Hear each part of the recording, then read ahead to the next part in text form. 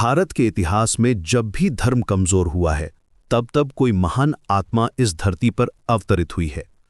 ये एक शाश्वत सत्य है जो हमारी संस्कृति की जीवंतता को दर्शाता है।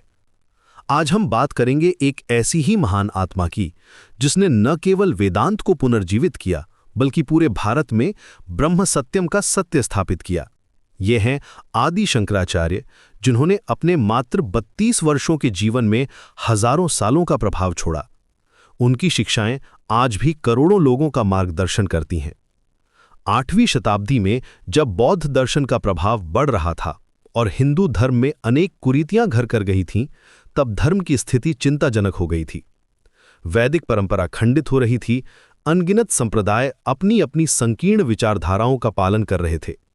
लोग एक ईश्वर के सामान्य आधार को भूल गए थे। ऐसे समय में केरल के कलाडी गांव में एक दिव्य बालक का जन्म हुआ। 778 ईस्वी में शिवगुरु और आर्यम्बा देवी के घर में वर्षों की तपस्या के बाद मिला यह वरदान था। इस बालक का नाम था शंकर, जो आगे चलकर आदि शंकराचार्य के नाम से प्रसिद्ध हुआ। बचपन से ही शंकर में असाधारण प्रतिभा दिखाई दी। मात्र 3 वर्ष की आयु में उन्होंने पढ़ना लिखना सीख लिया था। यह कोई सामान्य बात नहीं थी, क्योंकि उस समय बच्चे इतनी कम उम्र में इतना कुछ नहीं सीखते थे।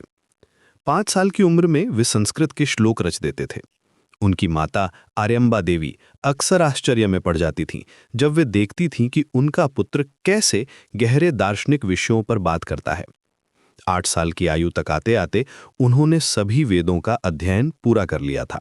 यह एक अद्भुत उपलब्धि थी, क्योंकि बड़े बड़े विद्वान भी वेदों को समझने में वर्षों लगा देते थे। लेकिन इस बालक के मन में सांसारिक विषयों से कोई लगाव नहीं था। उसका मन तो केवल परमात्मा की खोज में लगा रहता था। 8 वर्ष की आयु में शंकर ने अपनी माता से सन्यास की अनुमति मांगी। ये बात सुनकर माता आर्यम्बा का हृदय टूट गया। वे सोच भी नहीं सकती थीं कि इतनी छोटी उम्र में अपने पुत्र को सन्यास देने के लिए तैयार हों। उन्होंने शंकर को समझाने की कोशिश की कि वह अभी बहुत छोटा है, पहले शिक्षा पूरी करे, फिर गृहस्थ आश्रम में प्रवेश करे। लेकिन शंकर का मन पहले से ही संसार से विरक्त हो चुका था। लेकिन भगवान की लीला देखिए। एक दिन शंकर अपनी माता के साथ नदी में स्नान कर रहे थे। अचानक एक मगरमच्छ ने शंकर का पैर पकड़ लिया। उस भयानक क्षण में जब मृत्यु सामने खड़ी थी, शंकर ने अपनी माता से कहा, माँ, यदि आप मुझे सन्यास की अनुमति देंगी तो यह संकट टल जाएगा। माता ने उस पल में अपने पुत्र की जान बचाने के लिए तुरंत अनुमति दे दी और मगरमच्छ ने शंकर को छोड़ दिया। इस प्रकार दैवी संकेत से शंकर को सन्यास मिल गया। सन्यास लेने के बाद शंकर ने गुरु की तलाश शुरू की। उन्हें पता चला कि नर्मदा नदी के तट पर गुरु गोविंद पाद का आश्रम है। गुरु गोविंद पाद स्वयं गुरु गौड़पाद के शिष्य थे और अद्वैत वेदांत के महान आचार्य थे। वहां पहुंचकर शंकर ने गुरु गोविंद पाद से अद्वैत वेदांत की गहरी शिक्षा प्राप्त की। गुरु ने उन्हें समझाया कि ब्रह्म ही एकमात्र सत्य है और ये संसार माया है। उन्होंने शंकर को बताया कि आत्मा और परमात्मा में कोई भेद नहीं है। ये ज्ञान पाकर शंकर का जीवन पूर्णतः बदल गया।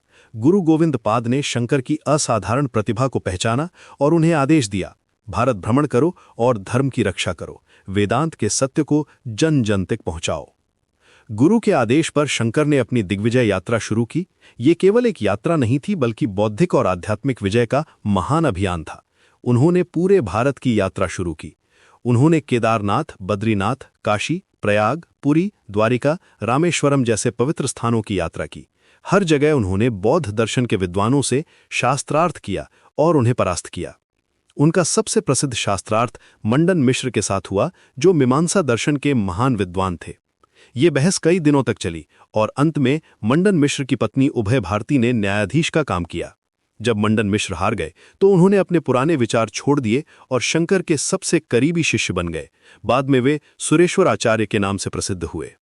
शंकराचार्य ने न केवल बौद्ध दर्शन का खंडन किया, बल्कि हिंदू धर्म में घुसी कुरीतियों और अंधविश्वासों का भी विरोध किया।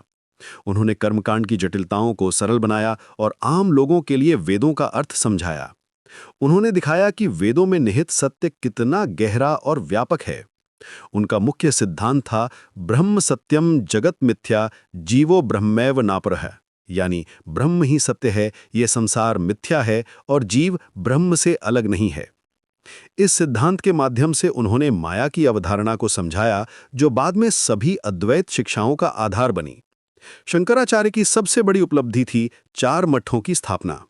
उन्होंने भारत के चारों कोनों में 4 मठ स्थापित किए। पश्चिम में द्वारका में शारदा पीठ, उत्तर में बद्रीनाथ में ज्योतिर्मठ, पूर्व में पुरी में गोवर्धन मठ और दक्षिण में श्रृंगेरी मठ। ये चारों मठ आज भी हिंदू धर्म के संगठन की रीढ़ हैं। उन्होंने अपने 4 सबसे योग्य शिष्यों को इन मठों का प्रमुख बनाया। प्रत्येक मठ को 4 वेदों में से एक वेद और एक महावाक्य के संरक्षण की जिम्मेदारी सौंपी गई। शंकराचार्य ने भारत के सभी सन्यासियों को 10 मुख्य समूहों में संगठित किया, जो 10 नामी सन्यास परंपरा के नाम से जानी जाती है। शंकराचार्य केवल यात्री और वक्ता ही नहीं थे, बल्कि महान लेखक भी थे। उन्होंने अनेक ग्रंथों की रचना की। विवेक चूड़ामणि, उपनिषद भाष्य, भगवद गीता भाष्य और भज गोविंदम उनकी प्रमुख कृतियां हैं। उनके ब्रह्मसूत्र भाष्य ने अद्वैत वेदांत को वेदों की सर्वोच्च दार्शनिक समझ के रूप में स्थापित किया। इसमें उन्होंने एक सरल लेकिन क्रांतिकारी दावा किया कि मानव जीवन का लक्ष्य आत्मा का साक्षात्कार है, जो ब्रह्म से अलग नहीं है। भज गोविंदम आज भी लोगों को वैराग्य और भक्ति का मार्ग दिखाता है। उनके ग्रंथों में गहरा दर्शन है, लेकिन भाषा इतनी सरल है कि आम आदमी भी समझ सकता है। उन्होंने दिखाया कि आध्यात्म कोई जटिल विषय नहीं है, बल्कि जीवन जीने का सहज तरीका है। उनके अनुसार सच्चा ज्ञान वही है जो व्यवहारिक जीवन में काम आए। उन्होंने प्रस्थानत्रयी पर अपनी भाष्य के माध्यम से वेदांत की एक सुसंगत अद्वैतवादी व्याख्या प्रस्तुत की। शंकराचार्य ने अपने छोटे से जीवन में जो काम किया वो अद्भुत था। उन्होंने न केवल हिंदू धर्म को एकजुट किया, बल्कि उसे एक मजबूत दार्शनिक आधार भी दिया। उनके कारण ही आज हम कह सकते हैं कि हिंदू धर्म एक संगठित धर्म है। उन्होंने 6 संप्रदायों की पूजा पद्धति का निर्माण किया, जिसमें मुख्य देवता विष्णु, शिव, शक्ति, मुर्गा, गणेश और सूर्य को सामने लाया गया। उन्होंने भारत के अधिकांश प्रमुख मंदिरों में अनुसरण किए जाने वाले अनुष्ठानों और रीति रिवाजों का भी निर्माण किया। 16 से 32 वर्ष की आयु तक शंकराचार्य ने प्राचीन भारत की लंबाई और चौड़ाई में यात्रा की। जनसाधारण के दिलों तक वेदों का जीवनदायी संदेश पहुंचाया। ब्रह्म शुद्ध चेतना परम सत्य है, संसार अवास्तविक है, यही शास्त्र की सही समझ है। यह वेदांत की गर्जना थी। उनके प्रभाव से लोगों के जीवन में परिवर्तन आया और समाज के सभी वर्गों के अनगिनत अनुयायियों के जीवन में भी बदलाव आया। लेकिन सबसे आश्चर्यजनक बात यह है कि इतना महान काम करने के बाद शंकराचार्य ने मात्र 32 वर्ष की आयु में हिमालय में महासमाधि ली। कुछ लोग कहते हैं कि वे केदारनाथ में समाधि में लीन हो गए, कुछ कहते हैं कि कांची में। लेकिन जहां भी उन्होंने देह त्यागी हो, उनका प्रभाव आज भी हमारे बीच जीवित है। यह तथ्य कि हिंदू धर्म आज भी एक गतिशील और सर्वव्यापी धर्म है, आदि शंकराचार्य के कार्यों का पर्याप्त प्रमाण है। आज की युग में शंकराचार्य के संदेश की प्रासंगिकता और भी बढ़ गई है। उन्होंने सिखाया कि ज्ञान और भक्ति विरोधी नहीं है, दोनों एक ही लक्ष्य की ओर ले जाते हैं। उन्होंने बताया कि सच्चा धर्म भीतर की शुद्धता है, बाहरी दिखावा नहीं। उनका मुख्य संदेश था कि आत्मा और परमात्मा एक ही हैं। आज की भौतिकवादी दुनिया में जहां लोग पहचान आधारित संघर्षों में खो गए हैं, शंकराचार्य के शिक्षाओं की अपार प्रासंगिकता है। आज की पीढ़ी के लिए शंकराचार्य का संदेश ये है कि जीवन में सफलता पाने के लिए केवल भौतिक उन्नति काफी नहीं है, आध्यात्मिक विकास भी उतना ही जरूरी है। उन्होंने दिखाया कि कैसे ज्ञान और कर्म दोनों को मिलाकर एक संतुलित जीवन जिया जा सकता है। मोक्ष कोई भविष्य में प्राप्त करने वाली चीज नहीं है, बल्कि वर्तमान में अपने वास्तविक स्वरूप की पहचान है। शंकराचार्य की शिक्षाओं को समझकर आज का युवा भी एक पवित्र और सार्थक जीवन जी सकता है। उनका मार्ग दिखाता है कि कैसे आधुनिक जमाने में भी प्राचीन ज्ञान का उपयोग करके खुशी और शांति पाई जा सकती है। उनके द्वारा स्थापित मठ आज भी अद्वैत वेदांत को बनाए रखते हैं और इन संस्थानों का नेतृत्व करने वाले शंकराचार्य आध्यात्मिक अधिकारियों के रूप में उनकी शिक्षाओं का संरक्षण और व्याख्या करते हैं। आदि शंकराचार्य का जीवन हमें सिखाता है कि उम्र कोई बाधा नहीं है, अगर संकल्प दृढ़ हो। मात्र 32 साल में उन्होंने जो काम किया वो आज भी हमारा मार्गदर्शन कर रहा है। उनकी विरासत हमें प्रेरणा देती है कि हम भी अपने जीवन को सार्थक बनाएं।